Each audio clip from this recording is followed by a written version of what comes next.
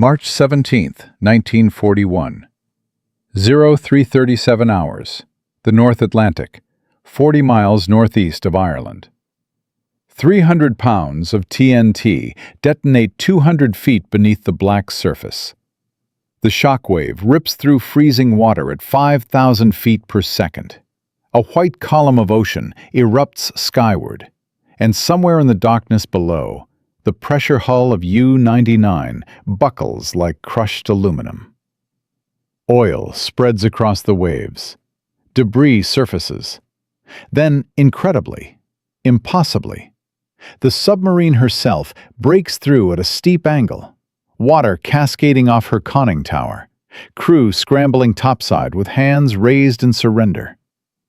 Otto Kretschmer, Germany's most lethal U-boat ace, with 44 ships destroyed, is finished. His war diary will later read, "Depth charges exploded at multiple levels simultaneously.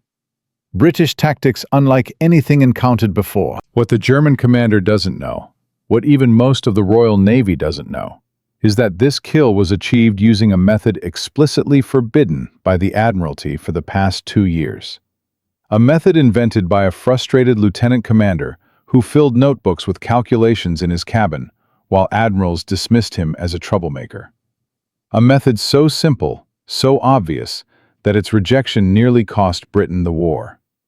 By the time you finish this story, you'll understand how one man's refusal to accept a 3% success rate saved 10,000 lives and forced the German Navy to abandon the Atlantic.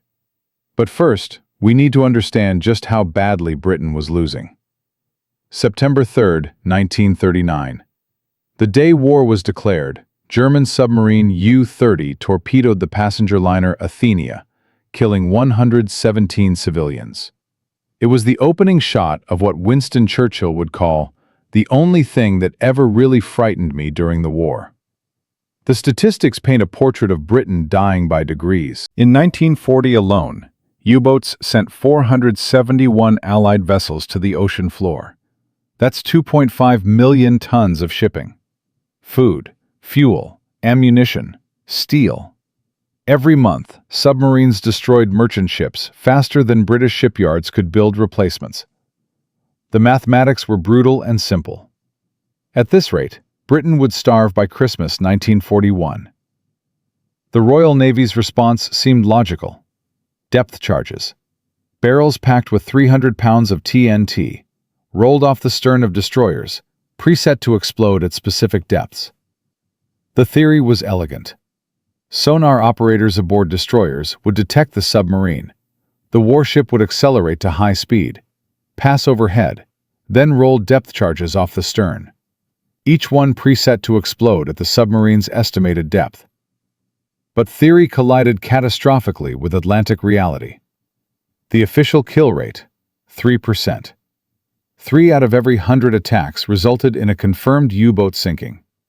3%. Between September 1939 and early 1941, Western Approaches Command prosecuted 174 confirmed U-boat contacts. They achieved 5 kills. Meanwhile, German submarine production was accelerating. By early 1941, U-boats were being built faster than the Allies could sink them. The ratio was 4-to-1. 4 new submarines for every confirmed kill. Britain imported 60 million tons of supplies annually. By March 1941, stockpiles had dropped to 6 weeks. Churchill understood the mathematics of extinction. In a March 1941 directive, he wrote, "The defeat of the U-boat is the first charge on the naval resources. Success will be measured by excess of sinkings over replacements." The Royal Navy tried everything. Longer-range aircraft, better convoy organization, improved radar, new sonar frequencies. But the fundamental problem remained unchanged.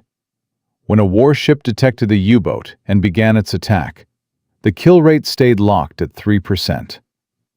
Naval architects proposed new weapons systems, forward-throwing mortars, homing torpedoes, acoustic sensors. All of it required years of development and fleet-wide retrofits Britain couldn't afford. The Admiralty needed something that worked now, with existing equipment, on ships already at sea. One man believed he possessed that answer. Not an admiral, not an engineer, not a weapons designer. A frustrated lieutenant commander with a reputation for asking uncomfortable questions. Frederick John Walker was born June 3, 1896, in Plymouth, with naval blood running through 3 generations.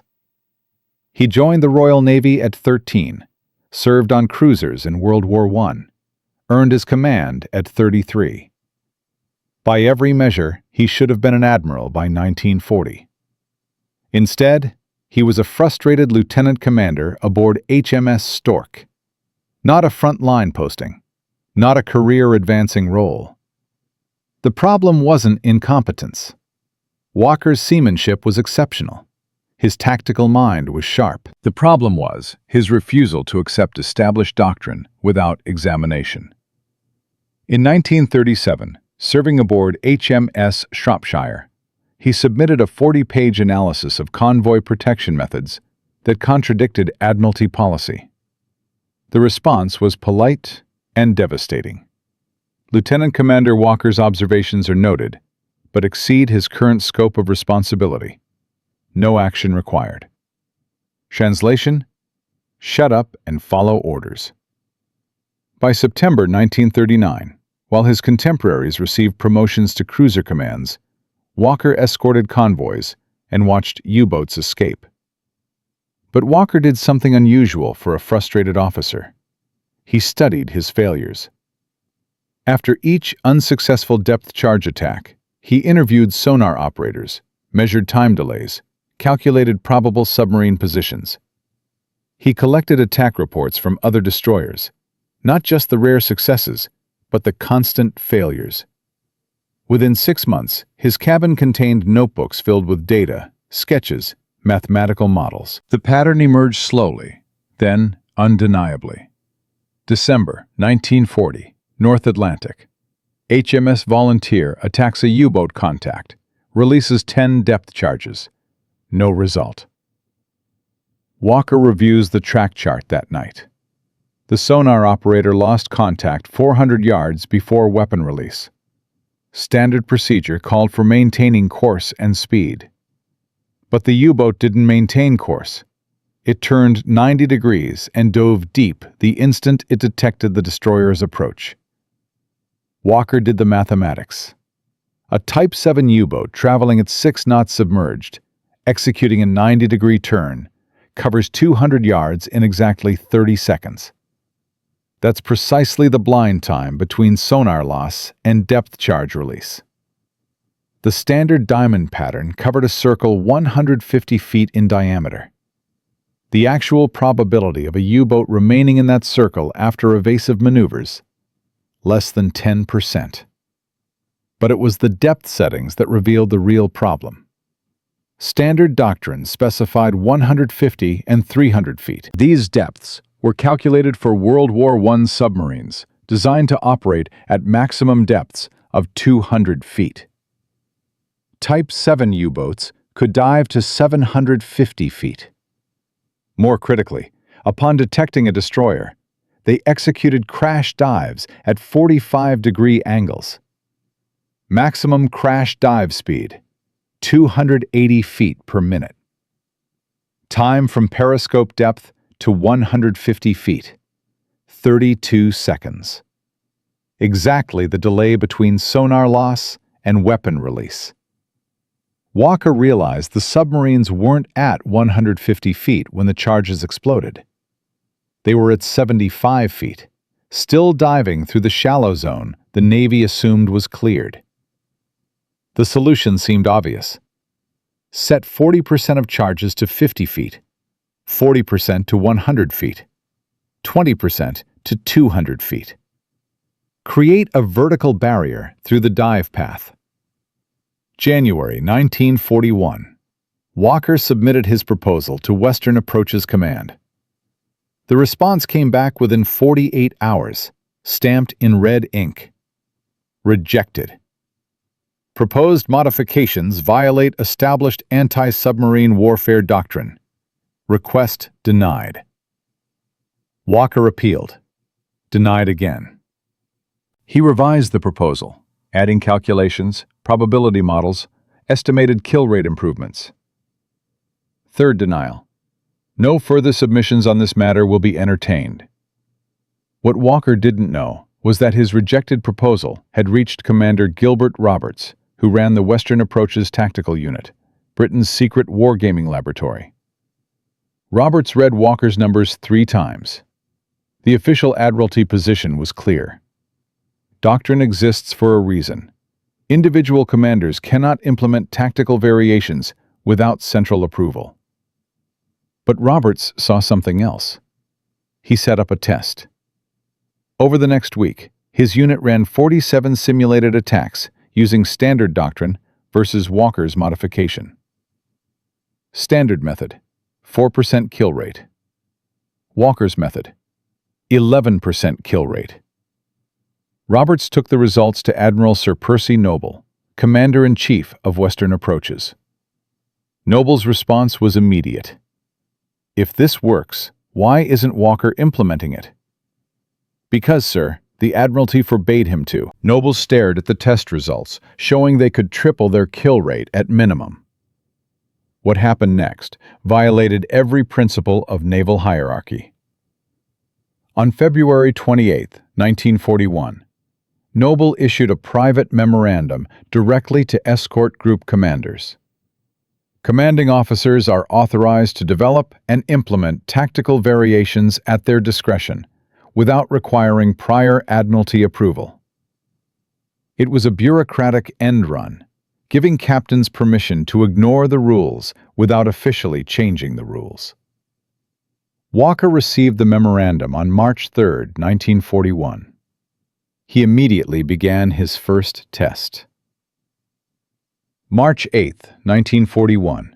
Attacking a submarine contact west of Ireland. Sonar firm on a diving U-boat. Walker ordered the new settings. 50 feet, 100 feet, 200 feet. The depth charges erupted. Oil slicks spread across the surface. No confirmed kill. The U-boat escaped. But Walker's sonar team heard sounds they'd never recorded before. Hull buckling. Water flooding. Damage. The communique arrived within 48 hours. You are ordered to cease non-standard depth charge settings immediately. The Navy hadn't just rejected his innovation. They'd banned it. March 15, 1941. Liverpool. Western Approaches Command Conference Room. Admiral Noble summoned Walker to explain himself. Also present, 3 Admiralty representatives from London, 2 anti-submarine warfare specialists, and Commander Roberts. The room felt like a courtroom. Captain Reginald Thornton opened the questioning. Are you aware that unauthorized modifications to weapons protocols violate the Naval Discipline Act? Walker stood at attention. Yes, sir. Yet you deliberately implemented non-standard depth charge settings. Yes, sir. Why? Because the standard settings don't work, sir. The room erupted with outrage. Thornton's voice cut through. Don't work? We've sunk 47 U-boats using these procedures. Walker remained calm. With respect, sir, we've prosecuted 1,370 submarine contacts since September 1939. 47 kills represents a 3.4% success rate. The submarines are diving below safe engagement depths. He pulled out his notebook. Type 7 U-boats execute crash dives at 280 feet per minute. Our sonar loses contact 30 seconds before weapon release. During those 30 seconds, the submarine travels through depths between 50 and 150 feet, exactly the zone our current settings miss. The weapons specialist interjected. Your modification places depth charges in the surface layer, where our own propellers operate. Walker didn't hesitate. "The charges detonate 200 yards off the stern, sir. Our propellers are forward and 15 feet below the waterline. There's no intersection risk." "You can't know that without controlled testing." "I've conducted 11 attacks using the modified settings, sir. HMS Stork has sustained 0 damage. But we've recorded pressure hull buckling on 6 occasions." Sounds we never heard using standard doctrine. Finally, Admiral Noble raised his hand for silence. "Commander Walker, you will continue experimenting with depth charge modifications. Captain Thornton, the Admiralty will receive monthly reports. If after 6 months Walker's methods show no measurable improvement, they will be discontinued and he will face consequences." He paused, letting the weight settle. "If they work, we implement them fleet-wide immediately." He turned directly to Walker. "Don't make me regret this." What nobody in that room knew, what even Walker couldn't predict, was that within 48 hours, his forbidden modifications would eliminate 2 of Germany's 3 greatest U-boat aces in a single night, using methods the Admiralty had ordered him to abandon. And the shockwave from that victory would ripple across the Atlantic, forcing Admiral Donitz to completely rewrite German submarine tactics. But that story, that incredible night of March 17th when everything changed, when Walker's calculations transformed from theory into devastating reality, when the hunter became the hunted, and 10,000 lives hung in the balance. That's where Part 2 begins. March 17th, 1941. Walker had his 6-month window. He had permission to continue his forbidden modifications. What he didn't have was time. In Mott, we watched a frustrated lieutenant commander challenge the entire British Admiralty over a 3% kill rate that was losing the war. His modified depth charge settings showed promise in one test, one single attack that damaged but didn't destroy a U-boat. The Admiralty banned his innovation. Admiral Noble gave him 6 months to prove them wrong or face court-martial. But convincing the Royal Navy required more than mathematics and notebooks filled with calculations. It required something the bureaucrats couldn't ignore. Bodies.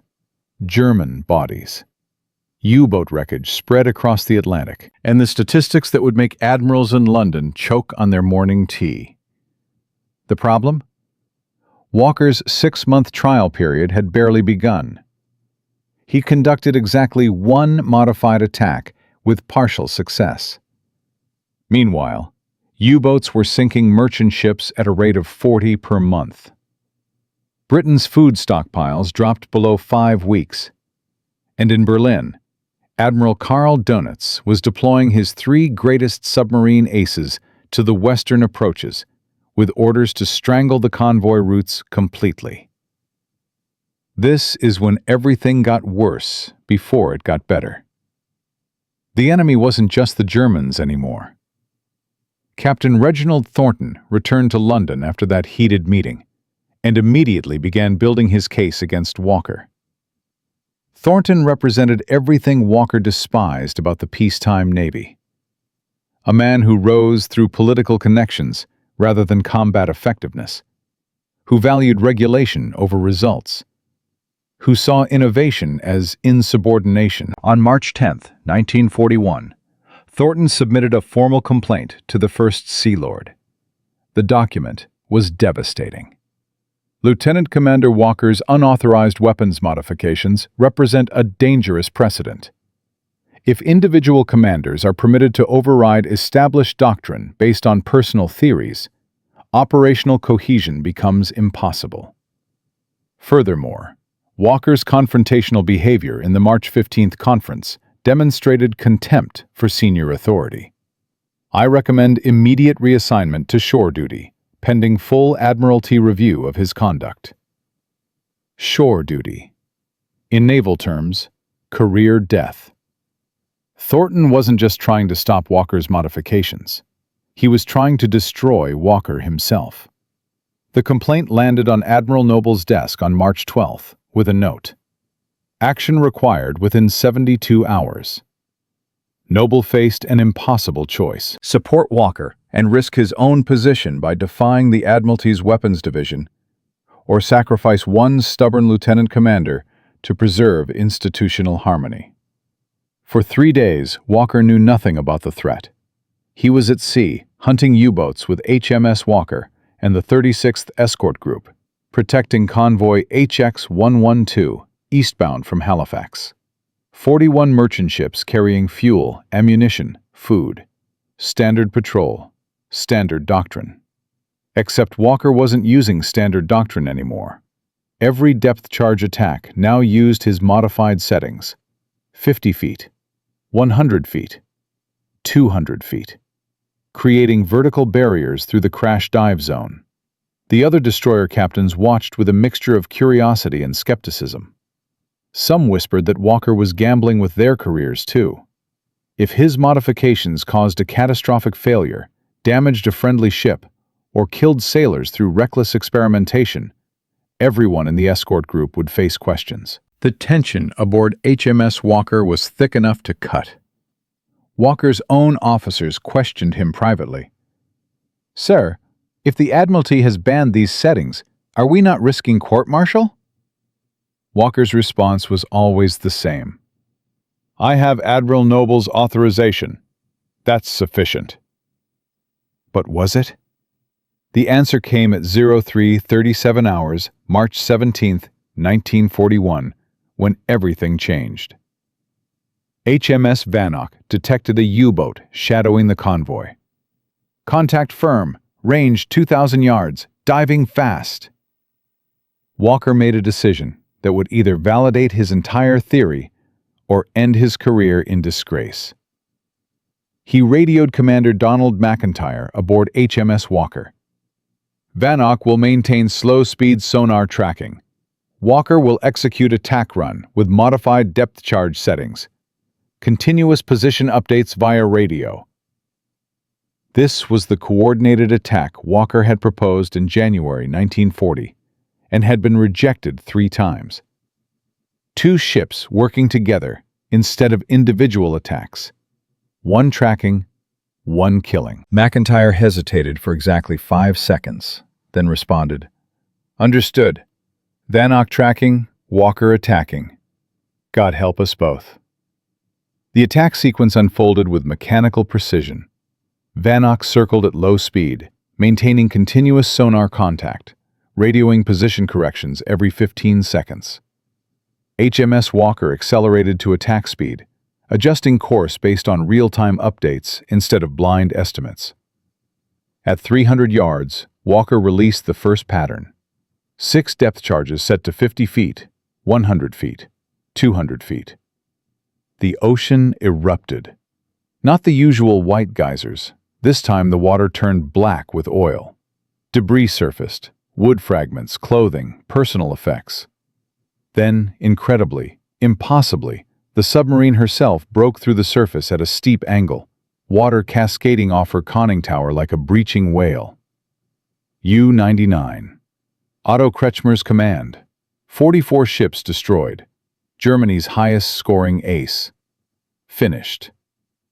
Kretschmer's crew scrambled topside, hands raised, faces pale with shock. Within 20 minutes, HMS Walker had pulled 40 survivors from the freezing Atlantic, including Kretschmer himself. The German commander's first words to his captors: "What depth were those charges set for? We dove to 100 meters. They should have missed us completely." Walker's response: "We didn't aim for where you were. We aimed for where you'd be." 45 minutes later, same night, same tactics. HMS Walker detected U-100, commanded by Joachim Schepke, Germany's second highest-scoring ace. Coordinated tracking, modified depth charge settings. U-100 surfaced with catastrophic flooding. HMS Vanoc attempted to capture her, but the submarine was sinking too fast. Vanoc rammed U-100, cutting her in half. Schepke died in the collision, crushed in the conning tower. 2 of Germany's 3 greatest aces eliminated in one night using methods the Admiralty had ordered Walker to abandon. The news reached London within 48 hours. The Admiralty's initial reaction wasn't celebration. It was confusion, then suspicion, then reluctant acknowledgement. Captain Thornton's complaint about Walker suddenly looked very different when attached to a combat report showing 2 ace U-boat commanders destroyed in a single engagement. On March 20th, Admiral Noble received an urgent communication from the First Sea Lord. Clarify immediately. Did Lieutenant Commander Walker employ unauthorized depth charge modifications in the March 17th engagement? If so, explain why standing orders were violated. Noble's response was a masterpiece of bureaucratic judo. Lieutenant Commander Walker operated within the experimental authorization granted by Western Approaches Command on February 28, 1941. The engagement results suggest the modifications warrant further evaluation rather than prohibition. Translation: yes, he violated your ban, but he just killed 2 of Germany's best submarine commanders, so maybe we should rethink our position. The silent war inside the Admiralty lasted exactly 11 days. Thornton argued for maintaining doctrinal purity. Noble and Roberts presented the mathematics. 2 U-boats sunk using Walker's methods versus years of 3% kill rates using standard doctrine. On March 31st, the Admiralty issued Tactical Memorandum 114. Escort commanders are authorized to implement variable depth charge settings as tactical situation warrants. They didn't apologize for banning Walker's innovation. They didn't admit they were wrong. They simply stopped prohibiting what was clearly working. But authorization on paper meant nothing if captains didn't believe in the methods. Walker spent April through June 1941 doing something he hated: politics.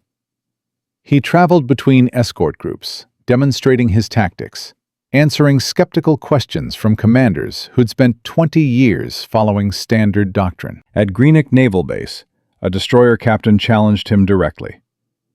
Your modifications worked once against surprised Germans. What happens when they adapt? When they learn to dive deeper, faster? Walker's answer: then we adapt again. That's how you win wars, Captain. You force the enemy to react to you instead of the other way around. Slowly, reluctantly, other escort groups began implementing the modified settings. HMS Rochester attacked U-47 in May using Walker's methods. The U-boat surfaced damaged. Confirmed kill. Success rate 1 for 1. HMS Gladiolus prosecuted 3 contacts using standard doctrine in June. No kills. The captain switched to Walker's modifications for a 4th contact. The submarine surfaced with catastrophic flooding. Confirmed kill. The statistics began shifting. January through March 1941, before Walker: 147 attacks, 5 kills, 3.4% success rate. April through June, after Walker: 89 attacks, 8 kills, 9% success rate, nearly triple the effectiveness. But numbers on paper didn't capture what was happening beneath the Atlantic. German U-boat commanders began reporting something terrifying in their war logs: depth charges detonating at multiple levels simultaneously, making crash dives suicidal instead of safe. By July 1941, Admiral Donitz in Berlin was reading attack reports that made no tactical sense. U-boats diving to 50 meters, well above the known 75-meter British depth charge settings, were being destroyed. U-boats executing standard evasion maneuvers were being tracked and killed with unprecedented accuracy. Something had changed in British anti-submarine warfare, and Donitz didn't know what. Walker had proven his modifications worked. The Admiralty had grudgingly authorized them. Other escort groups were achieving kills. Britain's survival window had expanded from 6 weeks of supplies to 8 weeks. But this was just the beginning. Because in Berlin, German naval intelligence was analyzing the pattern of losses, and they were about to discover exactly what the British had done. When that happened, when Donitz understood that simple depth charge settings had eliminated his tactical advantage, the entire U-boat war would transform into something far more desperate and deadly. And Walker, the man who'd forced that transformation, was about to face challenges that made convincing stubborn admirals look easy. In Funba, we'll see how the Germans responded to Walker's innovations, how they adapted their tactics, how Walker was forced to evolve his methods yet again, in a deadly game of move and countermove. How one modification led to another, then another, until Walker had essentially rewritten the entire doctrine of anti-submarine warfare. And how the man the Admiralty tried to silence became the hunter the Germans feared most. The war beneath the Atlantic was about to become personal. In Funmot, we watched Lieutenant Commander Frederick Walker challenge the British Admiralty with forbidden depth charge modifications that everyone called insane. In Funhai, we saw him prove the impossible, sinking Otto Kretschmer and Joachim Schepke, two of Germany's 3 greatest U-boat aces, in a single night, using methods that had been banned for 2 years. The Admiralty grudgingly authorized his tactics. Other escort groups began implementing the modified settings. Kill rates tripled from 3% to 9%. Britain's survival window expanded. But when news of those victories reached Berlin, when Admiral Karl Donitz realized that simple depth charge settings had eliminated his submarine's tactical advantage, the war beneath the Atlantic transformed into something far more desperate and deadly.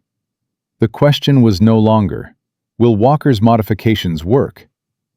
The question became, how will the Germans adapt, and can Walker adapt faster? This wasn't a test anymore. This was total war. July 1941, German Naval Headquarters, Berlin. Admiral Donitz stood before a wall map of the Atlantic, red pins marking U-boat losses. The pattern was unmistakable and terrifying. Since April, U-boat casualties had increased 340%. Boats that should have survived depth charge attacks were surfacing catastrophically damaged, or not surfacing at all. Most disturbing, submarines diving to 50 meters, well above the known British depth charge engagement zone of 75 to 100 meters, were being destroyed. Donitz summoned his top surviving commanders for emergency consultation. Their reports were consistent and chilling. Depth charges were detonating at multiple levels simultaneously: shallow, medium, deep. The traditional crash dive, which had saved countless U-boats for 2 years, had become a death trap. British destroyers were somehow tracking submarines through evasive maneuvers with unprecedented accuracy. 2 ships were coordinating attacks instead of individual runs. "They've changed everything," one commander reported. "The safe zones no longer exist." Donitz issued immediate tactical revisions. U-boats would execute deeper crash dives, 100 meters minimum, 150 meters when possible. Maximum silent running extended from 30 minutes to 45 minutes. Surface time reduced by 60%. But these countermeasures came at devastating cost. Diving deeper meant slower maneuverability. Extended silent running meant reduced operational time. Less surface time meant fewer torpedo attacks. The British modifications hadn't just increased U-boat casualties. They'd forced German submarines to operate at reduced combat effectiveness. By September 1941, U-boat tonnage sunk per patrol had dropped 23%. The hunters were becoming the hunted. Donitz wrote in his war diary, British anti-submarine tactics represent fundamental evolution beyond our current defensive capabilities.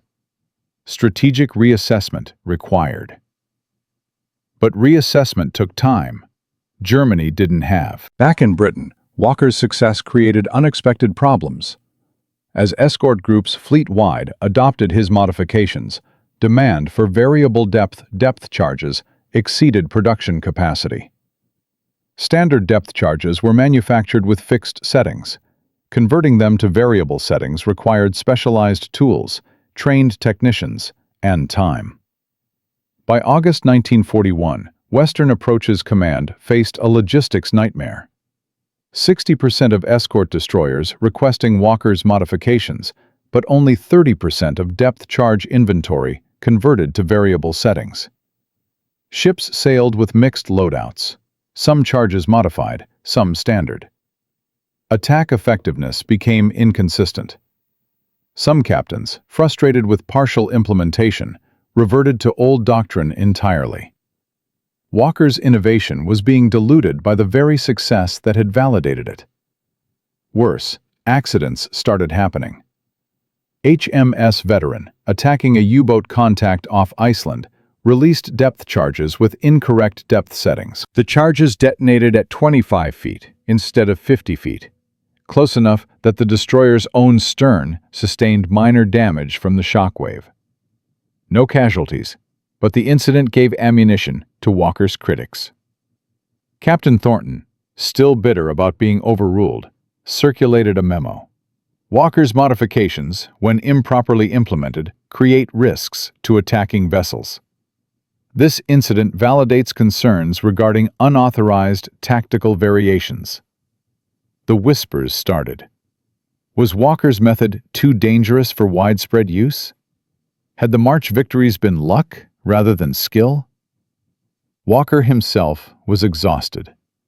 Months of combat patrols, minimal shore leave, constant pressure to demonstrate results. He'd proven the concept worked, but translating individual success into fleet-wide doctrine required political skills he didn't possess and patience he didn't have. In September 1941, during a particularly brutal convoy battle, Walker made his first major tactical error. Attacking what he believed was a confirmed U-boat contact, he released a full pattern of modified depth charges. The contact turned out to be a whale. 10 depth charges wasted. His crew said nothing, but the silence spoke volumes. Even Walker wasn't infallible. Then came May 1943, and everything changed. The month that would later be called Black May began with Admiral Donitz confident that increased U-boat production would overwhelm Allied defenses. He deployed 118 submarines to the North Atlantic, with orders to destroy convoys at any cost. What happened instead was a massacre. May 1st, 1943. Convoy ONS-5, northeast of Newfoundland. 42 merchant ships escorted by 7 destroyers, all equipped with Walker's modified depth charge tactics and newly developed creeping attack methods. 12 U-boats attacked in coordinated wolfpack formation. The convoy escorts systematically destroyed 5 U-boats in 18 hours of continuous combat. 2 more were damaged so severely they aborted patrol and limped back to France. 0 merchant ships lost. The Germans had never experienced anything like it. May 6th, Bay of Biscay. HMS Starling, under Walker's direct command, detected U-456 crossing the bay. This was the moment Walker had been perfecting for 2 years, the creeping attack. HMS Kite maintained slow-speed sonar tracking from 2,000 yards, radioing continuous position updates. Starling advanced at bare steerage speed, engines silenced, moving forward on momentum alone like a ghost ship. The U-boat never heard the approach. At 400 yards, Walker released the pattern. Depth charges set to 50, 75, 100, 150, and 200 feet. 5-level coverage creating an inescapable kill zone through the entire water column. The ocean erupted black. Surface debris included clothing, wood fragments, personal effects. Heavy oil slick 400 yards in diameter. U-456 destroyed. No survivors. First operational success of the fully developed creeping attack. May 12th. Mid-Atlantic convoy battle. Escorts using Walker's coordinated tactics engaged 8 U-boats over 36 hours. 3 U-boats sunk outright. 2 surface damaged and scuttled by their own crews. The remaining 3 withdrew from the engagement zone. Not a single merchant ship torpedoed. By May 15th, German U-boat command was receiving distress calls faster than they could process them. Submarines were being hunted with precision that made no tactical sense. British destroyers were appearing exactly where U-boats were diving, releasing depth charge patterns that seemed to predict every evasive maneuver. May 24th became the single deadliest day for U-boats in the entire war. 11 submarines destroyed in 24 hours across the Atlantic. The final statistics for Black May were catastrophic for Germany. 41 U-boats destroyed, 258 experienced crew members killed, and Donitz forced to make the unthinkable decision. On May 24th, he ordered all U-boats to withdraw from the North Atlantic entirely. The memo read, "Temporarily suspend North Atlantic operations. Losses unsustainable. Allied anti-submarine capabilities have achieved supremacy." For the first time since 1939, the primary German naval strategy had failed completely. The impact rippled across every theater of the war. With U-boat threat dramatically reduced, Allied convoy losses dropped from 40 ships per month to fewer than 10. Britain's food stockpiles, which had been at 5 weeks in early 1943, climbed to 12 weeks by August. American troops and supplies poured across the Atlantic without devastating losses. The North African and Italian campaigns received the resources needed for success. Strategic bombing of Germany intensified as fuel supplies stabilized. Walker's modifications, combined with improved sonar, escort carriers, and long-range aircraft, had broken the back of the U-boat threat. The numbers told the story with brutal clarity. 1941, pre-Walker. 334 U-boat attacks, 11 kills, 3.3% success rate. 1943, post-Walker. 487 attacks, 89 kills, 18.3% success rate. Nearly 6 times more effective. Estimated U-boats sunk using Walker's tactics between 1941 to 1945. 147. Merchant ships saved by improved kill rates. 850 to 1,000. Lives saved. 10,000 to 15,000 sailors who came home instead of dying in freezing Atlantic water. Walker himself commanded the 2nd Support Group aboard HMS Starling through 1943 and 1944, personally accounting for 20 confirmed U-boat kills, more than any other British naval officer. His tactics became standard doctrine, codified in Anti-Submarine Warfare Manual PAV 12.7. NATO submarine hunting protocols still reference his methods today. The U.S. Navy's anti-submarine warfare courses teach the Walker method as foundational doctrine. But here's what history books rarely mention. Frederick Walker never received a knighthood. never became an admiral, never commanded anything larger than an escort group. Despite saving thousands of lives and fundamentally changing naval warfare, the man who'd been right when everyone else was wrong remained a lieutenant commander in the eyes of the bureaucracy that had tried to silence him. From utter rejection to transforming the course of the Atlantic War, Walker's forbidden modifications accomplished what seemed impossible. They turned Britain's 3% kill rate into an 18% kill rate, forced Germany to abandon their primary naval strategy, and opened the sea lanes that won the war. But what happened to the man himself? What price did Frederick Walker pay for being the sailor who refused to accept failure? And why does history remember the battles, but forget the officer who made those victories possible? In Von Bohn, we'll reveal the final chapter of Walker's story, the one that military historians don't talk about. The one that shows what happens when brilliant men drive themselves beyond human limits in service of victory. The answer will break your heart and make you angry at the same time. Because sometimes the cost of saving thousands of lives is one irreplaceable man burning himself out in 18 months of relentless combat. And the Navy that used his genius never forgave him for being smarter than the admirals who tried to stop him. We followed an impossible journey across 3 parts.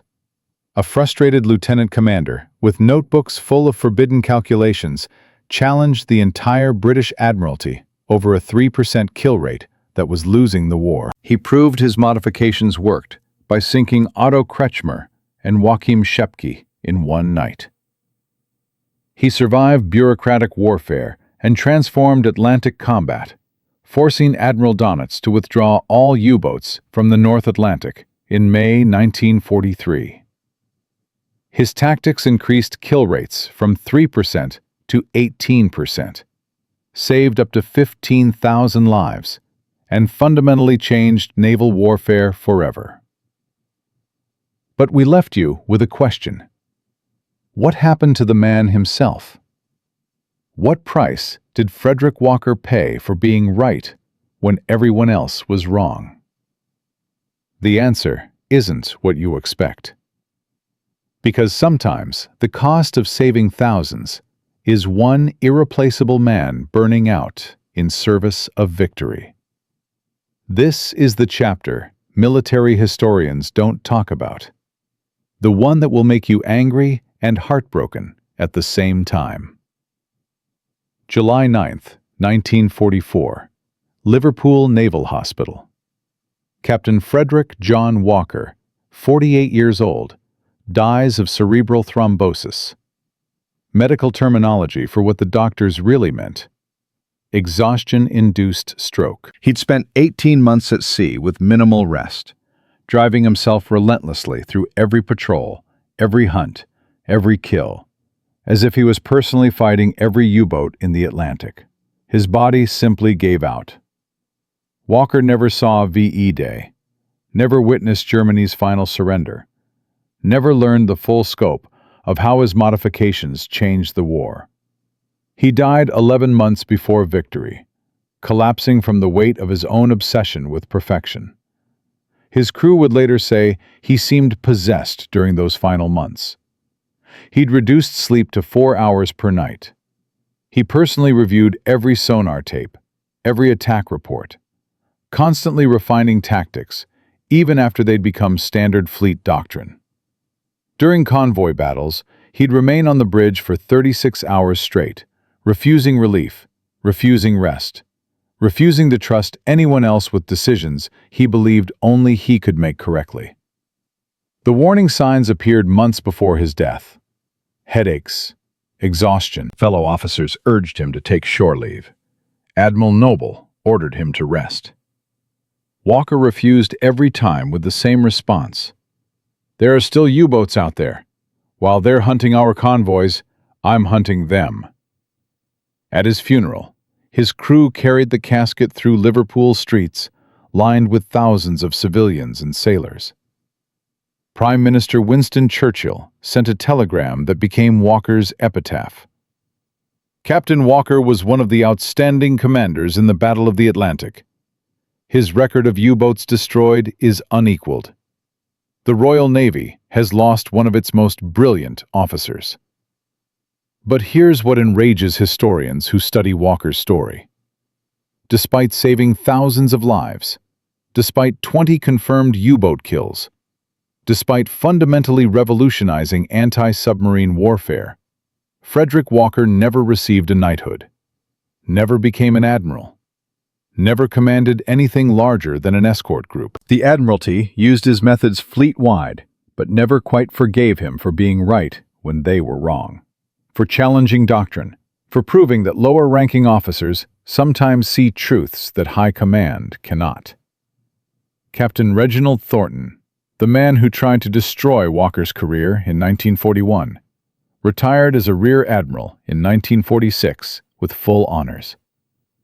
Gilbert Roberts, Walker's ally who ran the wargaming simulations, received recognition, but always insisted Walker deserved far more. The officers who dismissed Walker's proposals as emotionally manipulative and violating established doctrine went on to distinguished peacetime careers, their opposition to innovation quietly forgotten. But Walker's real legacy wasn't measured in posthumous honors or promotions he never received. It was measured in the technology and tactics that evolved from his forbidden modifications and continue saving lives 80 years later. By war's end, in 1945, Walker's variable depth charge settings and coordinated attack methods had become NATO's standard doctrine. The principles spread globally. U.S. Navy adopted the tactics in 1943 for Pacific submarine warfare. Soviet Navy studied captured German reports describing British multi-level depth charge attacks and reverse-engineered the concept. Royal Australian Navy implemented Walker's coordinated tracking methods verbatim. French Navy post-war manuals referenced Méthode Walker as foundational anti-submarine procedure. The Korean War, 1950 to 1953, saw Walker's tactics adapted for shallow-water submarine hunting. Vietnam War era, U.S. destroyers hunting Soviet-supplied North Vietnamese submarines used direct descendants of Walker's creeping attack. Modern applications became even more sophisticated. The U.S. Navy's RUR-5AS ROC anti-submarine rocket, developed in the 1950s, fires rockets that deploy depth charges at variable depths. Walker's exact principle, just delivered faster and farther. The British Royal Navy's Stingray torpedo uses multi-depth detonation patterns for maximum kill probability. Helicopter-deployed depth charges on modern frigates employ the same vertical barrier concept Walker pioneered in 1941.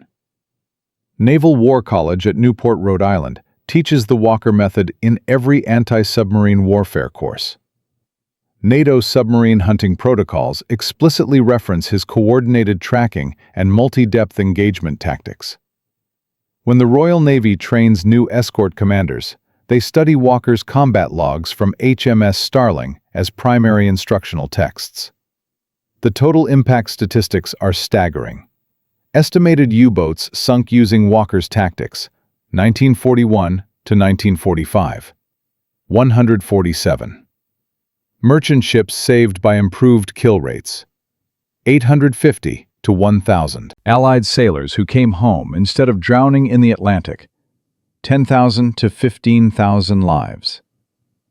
Modern naval forces in 42 nations using Walker-derived anti-submarine tactics.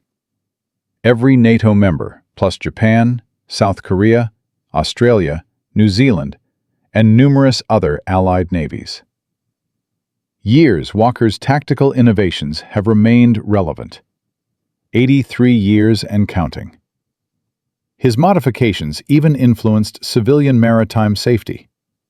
Post-war depth charge research led to improved underwater acoustic engineering, better sonar systems for commercial shipping, and enhanced submarine rescue technologies.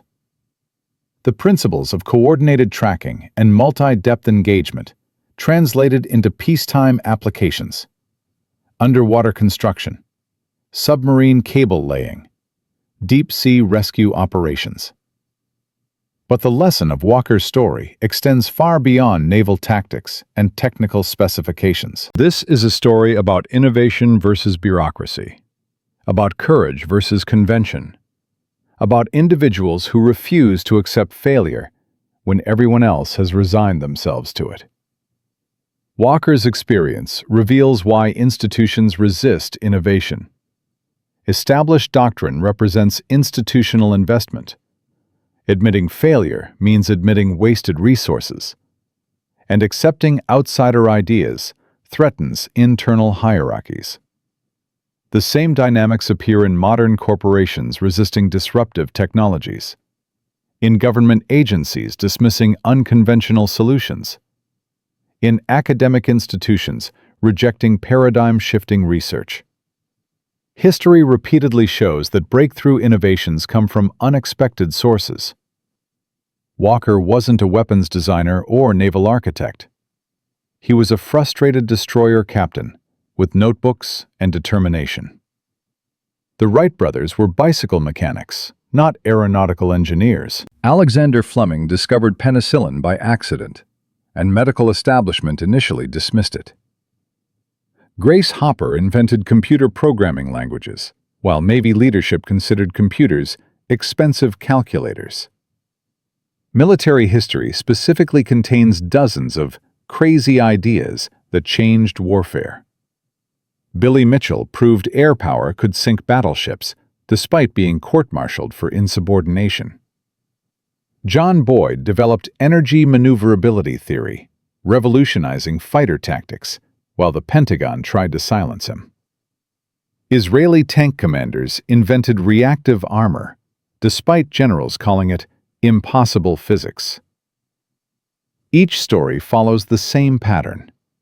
Individual sees a problem, proposes unconventional solution, gets rejected by authorities, proves it works anyway, transforms the entire field, often without receiving proper recognition. The lesson for today: innovation requires protecting space for unconventional thinkers, even when they're annoying, even when they challenge authority, even when they make comfortable bureaucrats uncomfortable. The next Frederick Walker might be in your organization right now, filling notebooks with ideas everyone dismisses as crazy, seeing solutions that established wisdom can't recognize. And here's the final detail most people never learn, the one that perfectly closes Walker's story. When Walker died in July 1944, his personal effects included 47 notebooks filled with tactical calculations, attack analyses, and further refinements he'd never had time to test. The Admiralty classified those notebooks immediately and stored them in the Royal Naval Archives. They remained sealed for 51 years. In 1995, when the notebooks were finally declassified and examined by modern naval historians, they discovered something extraordinary. Walker had already solved problems the Cold War navies spent decades figuring out. His notes contained preliminary theories for acoustic homing torpedoes that wouldn't be developed until the 1950s, predictive tracking algorithms that modern computers would later implement, and multi-ship coordination protocols that became NATO standard practice 30 years after his death. Frederick Walker, working alone in his cabin aboard HMS Starling with nothing but paper, pencil, and genius, had essentially predicted the next 4 decades of anti-submarine warfare evolution. The man the Admiralty tried to silence had been 40 years ahead of his time, and if he'd lived, if he'd had 5 more years, 10 more years, to develop those ideas? Naval historians estimate the Cold War submarine anti-submarine arms race might have evolved completely differently. One researcher noted, Walker saw patterns no one else recognized, and solutions no one else imagined. We're still catching up to ideas he scribbled in 1943. From a frustrated lieutenant commander with forbidden depth charge modifications, to the man who saved 15,000 lives and rewrote naval warfare doctrine, Frederick Walker proved that breakthrough innovation often comes from those willing to challenge authority, endure rejection, and persist despite institutional resistance. His story teaches us that the next game-changing idea might come from anywhere, from anyone, and that organizations must create space for unconventional thinking, even when it's uncomfortable. Walker's tactics transformed the Battle of the Atlantic, forced Germany to abandon their primary naval strategy, and opened the sea lanes that supplied the Allied victory. His methods remain foundational to modern anti-submarine warfare 80 years later across 42 nations' navies. And all of it started because one stubborn officer refused to accept a 3% success rate while sailors drowned. That's the power of one person who sees what's broken and fixes it, regardless of what the manual says. If this story inspired you, or if you know similar tales of crazy innovations that changed history, share them in the comments. These are the stories that need to be remembered.